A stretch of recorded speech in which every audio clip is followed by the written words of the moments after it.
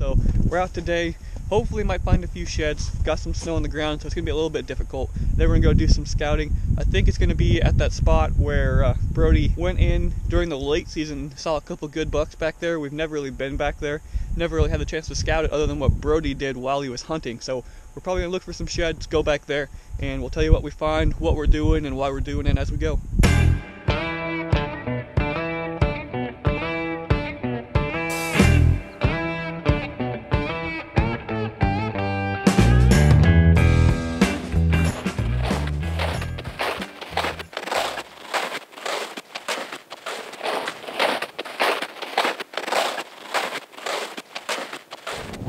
We're walking in here. This is just the access path that everybody uses. And actually, the first year we hunted here, we were walking in to hang some stands down here. We actually saw 2 bucks right here, but there's a really good crossing trail that Chance can show you. But if you go back in here behind the camera there, that's where I was set up, and that's where we're gonna go scout.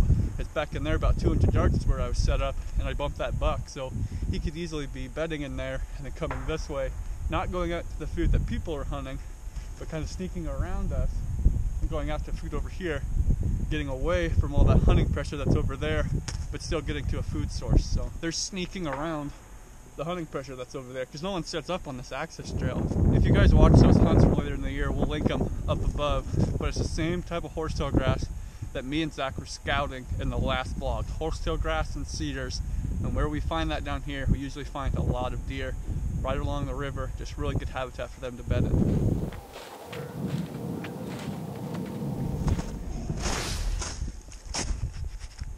Still good sized rub, so you definitely know there's a decent sized buck coming out of that bedding area back there. So grab this other one real quick. You can see right through here, that's where they're going up and around that alfalfa field. Private land just on the other side there. So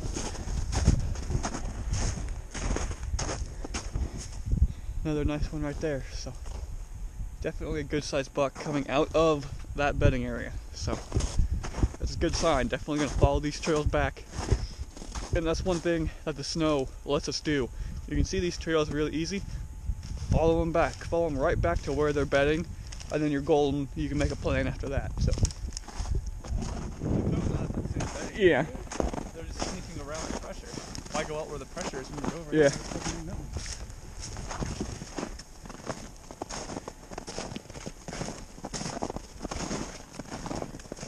So we're back here, back at these trails that we're crossing.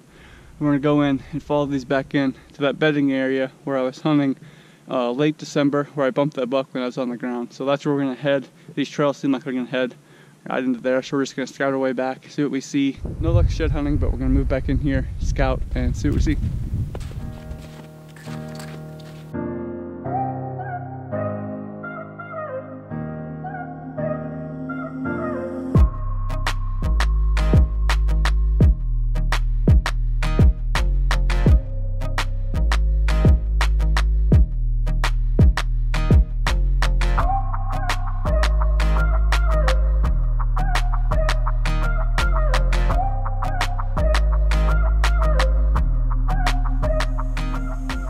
Follow those trails back in here, and they lead in to this buck bedding that I was hunting over during the late season like we kind of expected them to. And it seems like the deer that are bedding in here aren't going that way to the food, but they're going that way to the food and getting around that hunting pressure that's over there. But we got back in here, it looked like something had been laying in those beds, but not very much, just a whole bunch of doe tracks. I mean, that's buck bedding. Like, I know it's buck bedding and you guys seen it in that vlog, but I mean, I bumped that buck out of the bed, so obviously he's coming in here.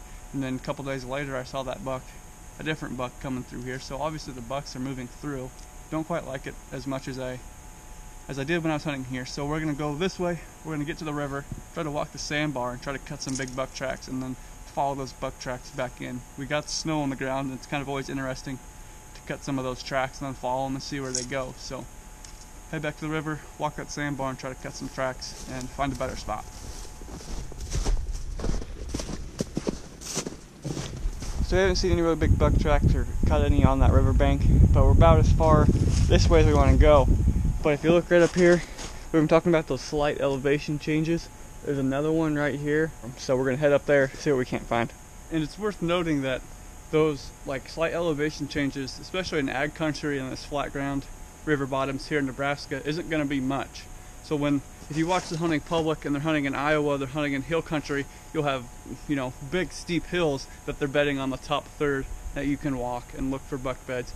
But when you're in here in some of this really just same landscape throughout these river bottoms, it's those slight rises, and they find those spots and that's where they bed. So like Chance said, a spot like this is good to walk. That rise ain't much, but it's what you look for here in farm country.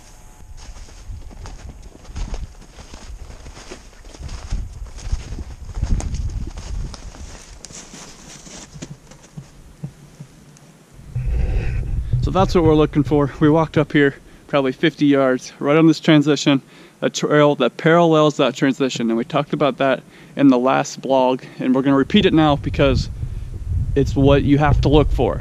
And it's just a very good place to start when you're looking for buck beds. Transitions is where, just where the deer are going to walk because it's easier walking, but bucks are going to bed off those transitions, and they're going to walk those parallel trails, hitting those doe trails. So the buck is going to walk this way on those trails, and there's going to be doe trails that are going back and forth this way as he goes along here. So he can walk these trails and then hit every one of those doe trails that are along the way. And if he catches a hot doe, he's going to smell it on all those crossing doe trails, and then you can take that trail and catch up with that doe. So it's very efficient for a buck during the rut to run those transition lines.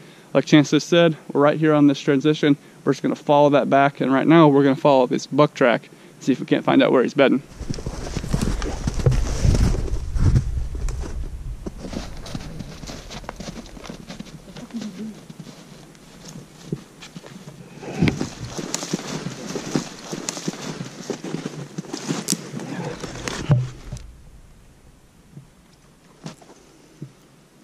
So I guess we're following this buck track, but we didn't really tell you how we know that it's a buck track.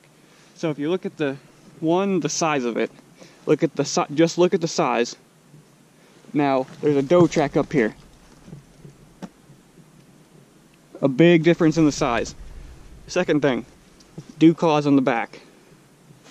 No dew claws on that doe track. Third, you can see how heavy he is because he's touching dirt every single time he's walking. One other thing that I forgot to mention about knowing if it's a buck track, his toes are splayed out when they go down. A doe is just going to go straight.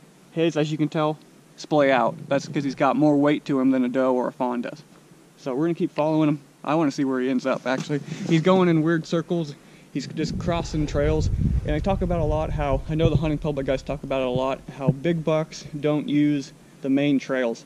We're on some random trail. He's going in random places, so he's just walking where he wants to walk, not where everybody else walks. Keep following him.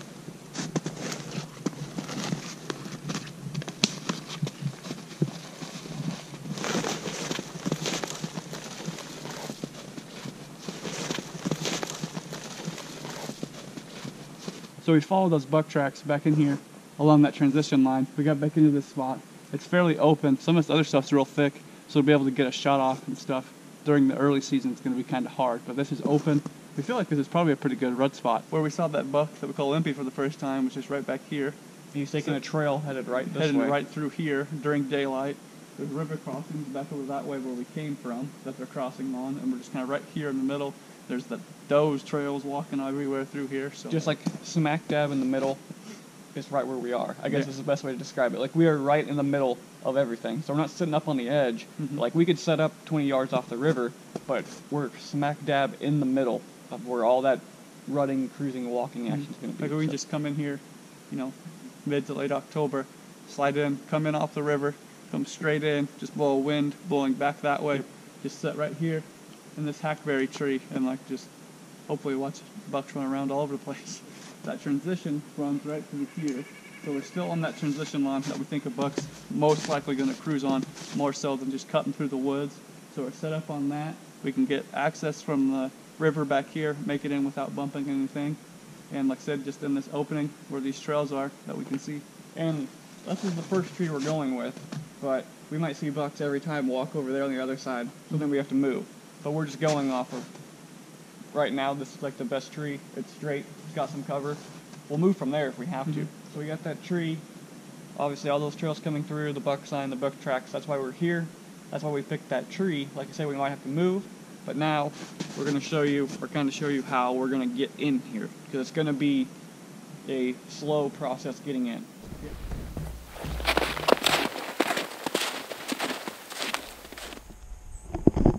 Alright, so there's the river. Stand right back over my shoulder. Brody forgot the GoPro, so he's going to go get it. But straight back that way, a couple hundred yards is where that tree stand is. So that's as simple as coming in down the river. It's going to be kind of deep right here, it looks like, but we'll make it work. Coming in down the river, just going straight back that way. Going nice and slow like I talked about before. Getting in there, probably be an all day sit type of a stand just because of where it's at.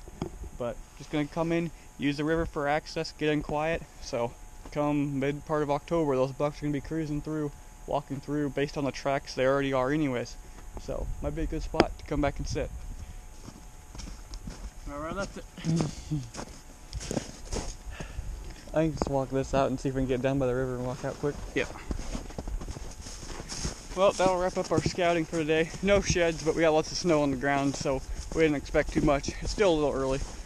But found a nice good spot. Looks like it could be a pretty decent spot actually, based on all the buck tracks we see in the snow back there. Should be doing some more scouting, shed hunting, I would imagine, here in the next couple of weeks. So thanks for watching. Make sure to like and subscribe. And like I said, tune in for more scouting, shed hunting videos in the future.